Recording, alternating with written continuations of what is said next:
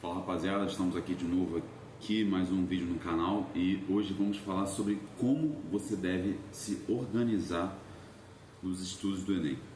Agora que está nessa reta final aí pro Enem, que o Enem está chegando, eu sei que nessa época realmente a gente começa a se questionar a respeito de muitas coisas que devemos mudar ou não no estudo, principalmente quando a gente quer algum curso muito concorrido, como por exemplo medicina, engenharia e esses cursos assim são do direito, que são mais concorridos. E quando a gente quer esses cursos e ao mesmo tempo nós estamos numa situação que nós não estamos tendo o rendimento, o resultado adequado que nós gostaríamos de ter nessa reta final. Então hoje eu vou falar a respeito de duas formas principalmente, de como você tem que organizar o seu estudo. A primeira forma é a seguinte, acho que é a primeira parte aqui desse vídeo. A primeira parte do estudo que você tem que organizar é que você tem que focar em entender, quando você está diante de algum conteúdo que você não domina, e dentro daquele conteúdo, todo o conteúdo ele possui duas partes. A parte em que precisa ser memorizada e a parte em que precisa ser entendida. Todo estudo assim, diante de você pegou um conteúdo novo, você vai ali identificar que naquele conteúdo existe a parte que precisa ser memorizada e a parte que precisa ser entendida. É disso que eu vou falar aqui nessa primeira parte desse vídeo, essa primeira metade desse vídeo. Ou seja, quando você está diante daquele conteúdo, você fez um simulado, fez alguma lista de questões no seu estudo e você errou determinada coisa. Vamos supor, você está estudando física, para quem não sabe, eu sou professor de física, né, nas horas vagas aqui na minha faculdade. Você está diante de um conteúdo, por exemplo, você está diante de um conteúdo de física, eletromagnetismo.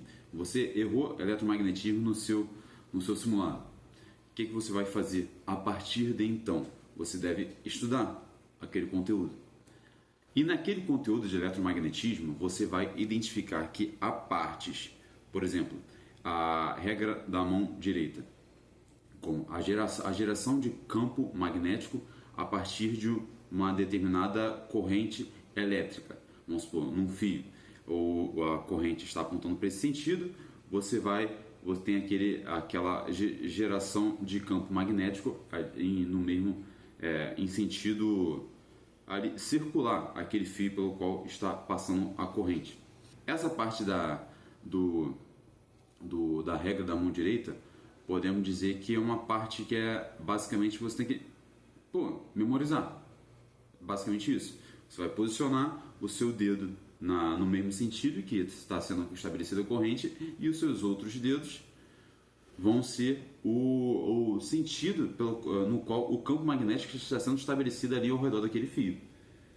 Um fio está vendo nesse sentido aqui, ou seja, aí tem um campo magnético sendo estabelecido assim. Ponto. Essa é a primeira parte do estudo. Existe a parte que você tem que memorizar. Além disso, também dentro dessa parte memorizada, existem também as outras questões, como, por exemplo, o campo magnético gerado num fio retilíneo, ele vai ter aquela forma. Todo mundo sabe que em física a gente tem diversas formas para ser memorizadas. Aí tem aquela forma que é B, campo magnético é igual a mi vezes I sobre 2π vezes o R. R é a distância que determinado ponto está em relação a esse fio, diametralmente, né?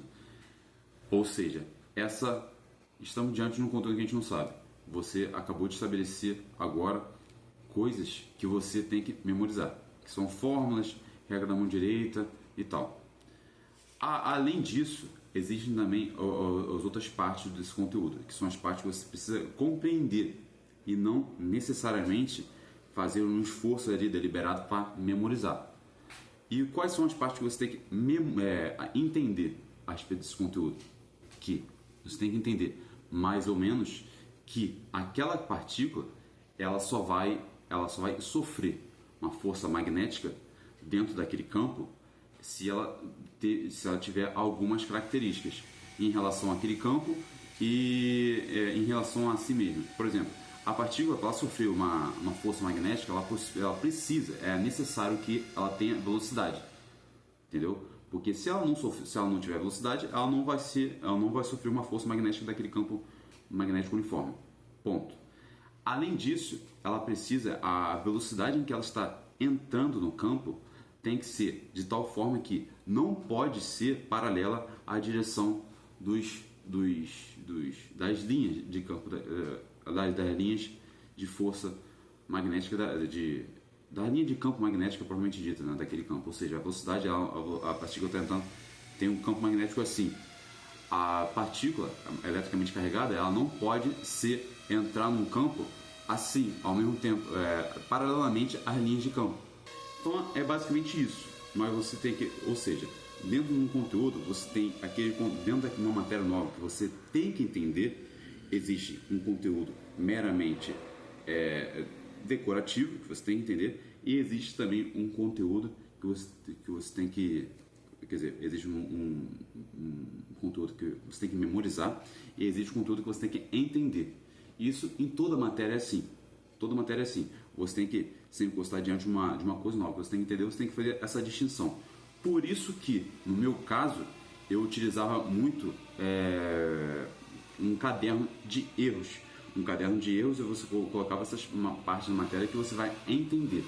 E o caderno no meu caso, eu utilizava o Anki. O Anki você colocava aquela parte da matéria que você precisava memorizar, você precisava fazer aquele esforço mental, como se fosse um músculo, para que fixar aquilo na sua mente. A memorização é como se fosse, nada mais é do que como se fosse, você deixa uma ferramenta assim próxima ao alcance do seu braço, para que você vai precisar dela a qualquer momento. Já a compreensão é como se fosse uma outra ferramenta, só que ela está num outro cômodo da sua casa. Ou seja, o estudo tem essas duas partes. A memorização, que são as ferramentas de alcance do seu braço, e a compreensão, que são essas ferramentas um pouco mais distantes, que você não vai usar com tanta frequência assim, mas também são importantes. Ponto. Essa foi a primeira parte do vídeo. E além disso, como você vai aplicar essa memorização? Como você vai botar em prática isso? Essa primeira parte do vídeo foi a compreensão de como você deve proceder. Tá? Você deve compreender o que é para memorizar e o que é para compreender. Essa segunda parte do vídeo é como você executar isso. E para você, dentro dessa parte de execução desse método, você tem que estabelecer que vamos supor, na parte de memorização, você tem que estabelecer ali, por exemplo, no Anki, utilizava o aplicativo Anki, para quem não sabe, é um aplicativo que utiliza método de revisões espaçadas, bem de acordo com a nossa curva do esquecimento. E eu utilizava o Anki sempre da seguinte forma para revisar. Com um determinado assunto, eu errei no simulado e tal, fiz essa coisa toda, já estudei, agora eu tenho que guardar, já fiz essa deliberação de qual assunto eu tenho que memorizar, qual assunto eu tenho que compreender. Aí eu utilizava o Anki, pela forma de repetição espaçada, ele vai me dizer o que eu tenho que fazer, qual matéria, qual assunto eu tenho que revisar naquele dia. Como no caso de exatas, eu fazia quando ele mandava revisar, eu pegava uma bateria de, 5 questões, entendeu? 5 questões para revisar. Eu utilizava o Anki, quando o Anki falava que eu deveria revisar determinado assunto de eletromagnetismo, o que eu fazia? Eu pegava uma bateria bem pequena de 5 questões e eu revisava aquele assunto de física, no caso do eletromagnetismo. Aí, além disso, existia também a forma que eu deveria também revisar os assuntos de compreensão. Mas os assuntos de compreensão, como o próprio nome já fala, você tem que compreender. Você não tem que ficar martelando aquilo na sua mente o tempo todo. Ou seja, são os assuntos que eu já compilei lá no meu caderno de erros. Aí nesse tópico que estão no caderno de erros, você tem que revisar a cada uma semana, 2 semanas, dar uma folheada, uma revisão bem mais passiva, como muita gente fala, é uma forma passiva. Já o Anki é uma forma mais ativa, você vai forçar o seu cérebro a lembrar de determinado assunto, entendeu?